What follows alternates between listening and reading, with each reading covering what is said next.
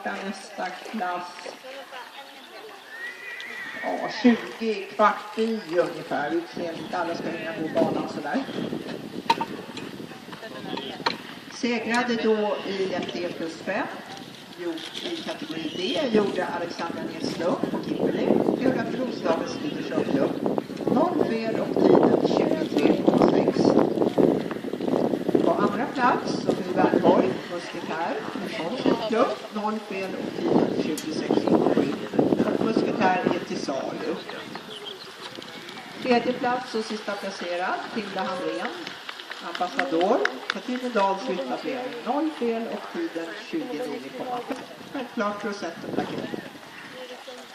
Då ber vi funktionärerna se upp och att vi får ett ärvar.